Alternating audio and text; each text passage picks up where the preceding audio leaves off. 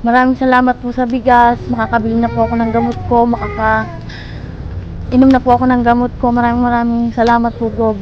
Nanlalambot, nanghihina, aburido ang nanay na si Manilyn Roque ng Barangay Berang Bukid sa Santa Rosa kapag hindi nakakainom ng gamot.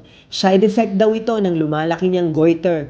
Napipilitan lang siyang bumangon at kumilos dahil kailangang asikasuhin ang 4 na mga anak, isang grade 5, grade 3, kinder at bunsong 5 taong gulang. At dahil 300 pesos lang ang budget nila sa isang araw, inuuna niya ang pagbili ng 2 kilo ng bigas at pambaon ng mga bata. 110 para sa bigas, 120 sa baon. Ang natitirang 70 pesos pambili ng ulam at kung ano-anong gastusin. Buti na lang hindi nagrereklamo ang mga bata sa halos 1 linggong ulam nila. Pritong itlog. 25 pesos kada kapsula ang gamot ni Manilyn. 2 ang kailangang inumin sa isang araw. 50 pesos na yun. Kung bibili siya ng gamot, baka hindi na sila makabili ng itlog.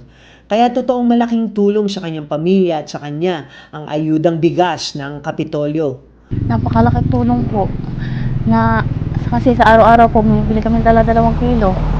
Ngayon po, nung binigyan po kami ni Umali, hindi na po kami bibili. Nangangamuhan sa Maynila ang tatay na si Jeffrey Selga, aircon technician. Lingguhan siyang nagpapadala ng 2,000 pesos kay Manilyn.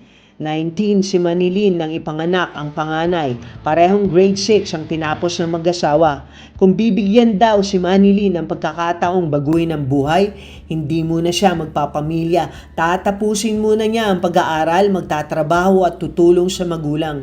Kaya ngayon, kahit hindi na muna siya maggamot, mabigyan lang ng baon ang mga anak para makapasok. Para sa Balitang Nueva Ecija, Delphine Agustin, Ilaw, DWNE, Teleradyo, ang inyong kakampi.